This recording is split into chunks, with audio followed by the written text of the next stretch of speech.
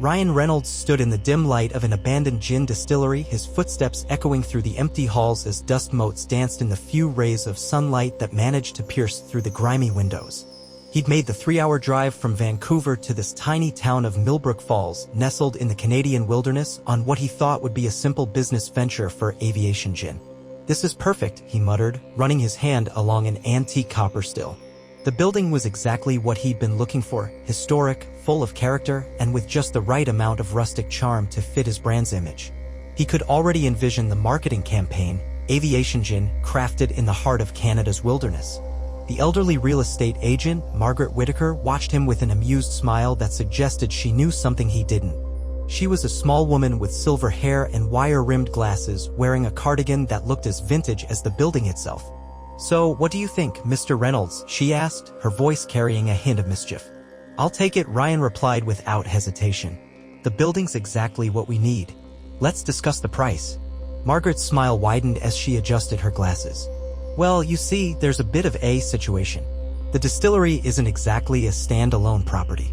Ryan raised an eyebrow. "What do you mean?" Back in 1923, the original owner, Theodore Millbrook, had some rather unusual ideas about property laws. He wrote into the town charter that the distillery and the town itself could never be separated. It was his way of ensuring the town's economic stability. She paused, pulling out a thick folder of yellowed documents. "So, legally speaking, if you want the distillery, I have to buy the whole town?" Ryan finished, thinking she was joking. "Precisely." Margaret beamed. "And since the town's been struggling lately, we're offering a package deal. The whole thing, distillery, town hall, shops, parks, everything, for just a fraction more than what you were planning to spend on the distillery alone." Ryan laughed, but Margaret didn't join in. She just kept smiling that knowing smile. "You're serious?" he asked, his voice rising slightly. "As serious as Canadian winters," she replied, pushing the folder toward him. "And I should mention, the position of mayor comes with the purchase. Previous owners retiring, and well, someone needs to run things." Ryan ran his hands through his hair, his mind racing. This had to be some elaborate prank. Maybe Blake had put someone up to this? He glanced around, half expecting to see cameras hidden in the corners. "This is insane," he muttered, flipping through the documents. But the more he read, the more real it became. Property deeds, town charter, municipal codes, it was all there in black and white. "Think about it," Margaret said softly. "Millbrook Falls needs someone with vision, someone who can breathe new life into it. And let's be honest, who better than Deadpool himself to run a quirky Canadian town?" Ryan looked out the dusty window at the small town below. Main Street stretched out like a snapshot from a vintage postcard, small shops with faded awnings, a cozy-looking diner, and in the distance, the actual Millbrook Falls that gave the town its name. It was beautiful in a time-forgotten sort of way. His phone buzzed in his pocket, probably his business manager wondering why he hadn't called yet about the distillery purchase. What would Blake say? What would his kids think about their dad accidentally becoming a small-town mayor? The discount. Ryan began, hardly believing he was actually considering this. "How much are we talking about?" Margaret's eyes twinkled as she pulled out another document. "Let's just say it's the deal of a lifetime, Mr. Reynolds. Or should I say Mayor Reynolds?" As she slid the paper across the table, Ryan felt a familiar surge of excitement, the same feeling he got right before doing something either brilliant or incredibly stupid. Usually, in his experience, it turned out to be both. Little did he know this was just the beginning of what would become the most unexpected adventure of his life, a story that would involve a reluctant movie star, a small Canadian town, and a series of events that would make even Deadpool's adventures seem tame in comparison. The news spread through Millbrook Falls faster than a Canadian wildfire. By sunrise the next day, the town's only diner, Maple and Main, was packed with residents debating whether their new celebrity mayor was a blessing or the strangest practical joke in Canadian history. Ryan's first official day as mayor began with him staring at his reflection in the town hall bathroom mirror, adjusting a tie that felt more constraining than any superhero costume he'd ever worn. The previous mayor, Harold Mackenzie, had left him a post-it note on the desk that read, "Good luck. Watch out for Martha from the garden club. She's been trying to rename the town Petunia Falls for 30 years. Mr. Mayor?" A voice called from the doorway. Ryan turned to find a young woman with bright red hair and a tablet clutched to her chest.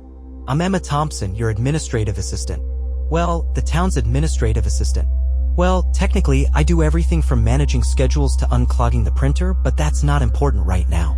"Please call me Ryan," he said, relieved to find someone who seemed to know what they were doing. "And I'm going to need all the help I can get." Emma's tablet chimed. Speaking of which, you have your first crisis. The police chief and the post office manager are here. They're having a territorial dispute. Ryan followed Emma to his new office where he found two men engaged in what appeared to be an intense staring contest across his desk. Chief James Sullivan, a burly man with a magnificent mustache, stood with his arms crossed, while Porter Phillips, a lean man in a postal service uniform, clutched a stack of papers like a shield. The parking spot has belonged to the post office since 1952. Porter declared, waving a yellow document. That was before the new patrol car. Chief Sullivan countered. Do you know how long it takes to parallel park a cruiser on Main Street? Ryan glanced at Emma, who whispered they've been fighting over the same parking spot for 3 months. The old mayor kept postponing the decision. Taking a deep breath, Ryan channeled his inner problem solver. Gentlemen, what if we could make this work for everyone? Chief, how many hours do you actually need the spot? Morning shift changes, mainly. 6 a.m. to 8 a.m. and then 4 p.m. to 6 p.m. And Porter, when does the mail truck need access? Between 10 a.m. and 2 p.m. for deliveries. Ryan smiled. Then we have our solution. We'll make it a shared spot with clear time allocations. Outside those hours, it's open to the public. Emma, can you draft up a schedule? Both men looked at each other, then back at Ryan, seemingly surprised by the simple solution. As they left the office, Ryan heard Porter mutter, well, at least he didn't suggest we solve it with a dance-off. But the parking dispute was just the beginning. By lunchtime, Ryan had mediated 3 more conflicts, approved emergency repairs for the town's ancient water tower, and discovered that the town's official website was actually a GeoCities page that hadn't been updated since 2001. The real challenge came that afternoon when Blake arrived, having caught the first flight after hearing the news. You bought a town? She asked, standing in his office doorway with a mix of amusement and concern. Our children are going to need so much therapy. In my defense, Ryan replied, it was an incredible deal. And look, we have our own police force. They even gave me a badge. He proudly held up a shiny badge that read Honorary Mayor Reynolds. Blake picked up a local newspaper from his desk. The headline read, Hollywood comes to Millbrook Falls, new mayor promises not to turn town into movie set, but we're kind of hoping he does anyway. You're actually enjoying this, aren't you? She asked, noticing the gleam in his eyes. Maybe a little, Ryan admitted. It's like being in a movie, except the script is being written by a committee of small-town bureaucrats and there's no craft services table. As if on cue, Emma burst into the office. Mr. Ryan, the garden club is here. Martha brought her petition about the town name change and she's wearing her war gardening hat. Her what? The one with the artificial petunias. It means she's not leaving until she gets a yes. Blake couldn't help but laugh. Well, Mayor Reynolds, it seems your public awaits. Ryan stood up, straightening his tie once again. How bad could it be? I've faced supervillains, critics, and Hugh Jackman. I can handle a garden club. As he walked out to meet Martha and her petunia-wielding warriors, he had no idea that this was just the beginning of his adventures in small-town politics. The real chaos would start tomorrow when someone in the town council would suggest that what Millbrook Falls really needed was its very own theme park, and Ryan would have what he would later describe as either the best or worst idea of my entire career. Tell us in the comments what part of this story impressed you the most. If you liked it, please like, subscribe, and ring the bell so you don't miss the next videos. See you in the world of incredible events. The idea for Deadpool-land was born during a particularly tedious town council meeting about revitalizing local tourism. Councilman Gerald Thompson, a man who wore the same brown sweater vest every day and collected decorative spoons, was in the middle of his presentation about installing new "Welcome to Millbrook Falls" signs when Ryan had his epiphany. What if, Ryan interrupted, standing up so suddenly that Emma dropped her tablet, we gave people something they couldn't find anywhere else in the world? The council chamber fell silent. Martha from the garden club clutched her petunia hat protectively. I'm thinking red and black. I'm thinking chimichangas. I'm thinking the world's first and only Deadpool-themed tourist attraction. Ryan's eyes gleamed with the kind of enthusiasm that had previously led to him buying aviation gin and a Welsh football club. Chief Sullivan's mustache twitched. You want to turn our historic town into a theme park? Not the whole town, Ryan clarified quickly. Just that abandoned fairground on the east side. Think about it. We could create jobs, boost tourism, and finally fix that pothole on Maple Street that's been eating cars since the 90s. To everyone's surprise, it was Martha who spoke up first. Will there be gardens? Better, Ryan grinned. We'll have the world's only fourth wall-breaking botanical walk where the flowers talk back to you. We'll call it Deadpool's Deadly Nightshade Garden, don't worry, no actual deadly plants included. The council chamber erupted into chaos. Half the members were excitedly sketching ride ideas on napkins while the other half were trying to calculate if the town's single traffic light could handle tourist traffic. Construction began 3 weeks later. Ryan had called in every favor he could, including getting Hugh Jackman to record announcements for the park's PA system, though Hugh had insisted on adding occasional warnings about the dangers of excessive maple syrup consumption, just to maintain their friendly rivalry. The transformation was remarkable. The old fairgrounds' rusty Ferris wheel was replaced with the maximum effort mega wheel, complete with seats shaped like chimichangas. The bumper cars became Cable's time travel traffic jam, and the centerpiece was a roller coaster called the Fourth Wall Breaker that seemed to ignore the laws of physics as thoroughly as its namesake ignored narrative conventions. But not everything went smoothly. The first major crisis came when the construction crew accidentally dug up a time capsule from 1923 containing Theodore Millbrook's secret gin recipe and a strongly worded letter warning against ever letting those Hollywood types take over his beloved town. Well, that's awkwardly prophetic, Ryan muttered, reading the letter while standing in his Deadpool-themed mayor's office. The council had insisted the red and black decor really tied the room together. Emma, who had somehow managed to coordinate the entire project while still unclogging the printer on a daily basis, brought more concerning news. The health inspector is worried about the chimichanga stand's excessive fourth wall breaking signage. He says food safety regulations technically have to exist within normal space-time parameters.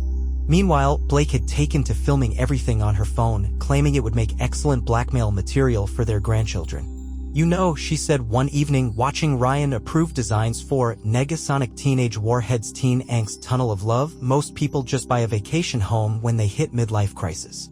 This is way better than a vacation home, Ryan replied. When was the last time a vacation home had its own officially licensed superhero garden gnomes? The town was changing too. The local diner added chimichangas to their menu, though they insisted on calling them Millbrook Mystery Wraps to maintain some dignity. The post office started offering Deadpool-themed stamps, which Porter swore were causing the mail to deliver itself with sarcastic commentary. But the real test would come on opening day when busloads of tourists would descend on their quiet Canadian town. As Ryan stood on the balcony of Town Hall watching the final touches being added to Deadpool Land's entrance gate, he couldn't help but wonder if he'd gone too far. You know what the strange thing is, he said to Emma, who was updating the town's website from GeoCities to something from this century. I actually care about what happens to this place. Is that weird? Emma looked up from her computer. Not weird. Just unexpected. Like everything else that's happened since you accidentally became our mayor. As the sun set behind the maximum effort mega wheel, casting a red and black shadow across Millbrook Falls, Ryan had no idea that the real chaos was yet to come. Opening day would bring challenges that not even Deadpool's healing factor could fix, including an incident with the talking flowers, a rogue maple syrup fountain, and a visit from a certain adamantium-clawed Australian that would go down in Millbrook Falls history. Opening day of Deadpool Land dawned with the kind of perfect weather that made Ryan suspicious. In his experience, when things started too perfectly, chaos was usually waiting in the wings with a mischievous grin and a bag of problems. Final checklist, Emma announced, her tablet now sporting a red and black case. The talking flowers are programmed and sassy, the chimichanga stand has their health certification, and Hugh Jackman's plane landed an hour ago. Wait, what? Ryan spun around. Hugh's actually coming? I thought he was just doing the PA announcements. Oh, did I forget to mention that? Emma smiled innocently. He called last week. Said something about not missing the chance to see you potentially humiliate yourself on an international scale. Before Ryan could process this information, Chief Sullivan burst into the office. Mr. Mayor, we have a situation. The traffic light is having an existential crisis. The traffic light is, what? The new AI-powered system you installed to handle tourist traffic? It started asking drivers about the meaning of life and refusing to turn green until they answer philosophical questions. Ryan pinched the bridge of his nose. Please tell me you're joking. I wish. Porter's been stuck at the intersection for 20 minutes because he couldn't properly explain his position on free will versus determinism. But the philosophical traffic light was just the beginning. As the first tour buses arrived, bringing excited fans from across the country, the carefully planned opening ceremony began to unravel in spectacularly Deadpool-worthy fashion. The talking flowers in Deadpool's deadly nightshade garden had developed distinct personalities overnight. The petunias were now only speaking in Shakespeare quotes, the roses had formed a union and were demanding better soil conditions, and the daisies had started a stand-up comedy routine that was surprisingly good but definitely not family-friendly. Martha from the garden club was delighted. Finally, flowers with some backbone, she declared, immediately starting negotiations with the rose union. Meanwhile, at the maximum effort mega wheel, a technical glitch had caused all the chimichanga-shaped seats to start rotating independently, creating what one engineer described as a Ferris wheel having an interpretive dance moment. But the real crisis struck at the grand opening ceremony. Ryan stood on the stage, about to cut the ribbon, when Hugh Jackman appeared, not from backstage, but from the chimichanga stand where he'd been secretly working undercover all morning. Couldn't let you have all the fun, mate, Hugh grinned, wearing a food service uniform and holding a plate of chimichangas. Also, I've improved your recipe. You did what? Ryan's eyes narrowed. You can't just waltz in here and change my chimichanga recipe. This is my town. Actually, Hugh pulled out a piece of paper. I found Theodore Millbrook's original recipe in that time capsule you dug up. Turns out he was Australian. The crowd gasped. Martha dropped her petunia hat. Porter, who had finally escaped the philosophical traffic light, fainted. That's impossible, Ryan sputtered. This is a Canadian town. Check the letter's postscript, Hugh smirked. Ryan grabbed the time capsule letter they'd found weeks ago. There, in faded ink beneath Theodore Millbrook's signature, was a postscript, Pièce de mate. As if responding to this revelation, the maple syrup fountain, which Ryan had insisted on installing despite everyone's protests, suddenly went haywire. A geyser of syrup shot into the air, creating a sticky rain that covered everything in a golden shower of Canadian sweetness. Tourists were delighted, taking selfies in the syrup rain. The talking flowers started offering commentary on the impromptu weather, with the roses demanding umbrella benefits in their union contract. In the midst of the chaos, Emma appeared at Ryan's side, somehow still perfectly composed despite the syrup shower. Sir, the town council is gathering for an emergency meeting. Also, the traffic light has started a philosophy blog. Blake, filming everything as usual, couldn't stop laughing. Still think this is better than a vacation home? Ryan looked around at his syrup-covered town, the dancing Ferris wheel, the philosophizing traffic light, and Hugh Jackman serving Australian-Canadian fusion chimichangas to ecstatic tourists. Against all odds, people were having the time of their lives. You know what? He grinned, wiping maple syrup from his face. This is exactly what this town needed. Now, if you'll excuse me, I need to go negotiate with some talking flowers and find out why our traffic light is suddenly so interested in Nietzsche. But as Ryan headed toward the garden, he had no idea that the day's biggest surprise was yet to come. Theodore Millbrook had left one more secret in that time capsule, a revelation that would change everything about Millbrook Falls' future and test Ryan's skills as both a mayor and a superhero in ways he never expected.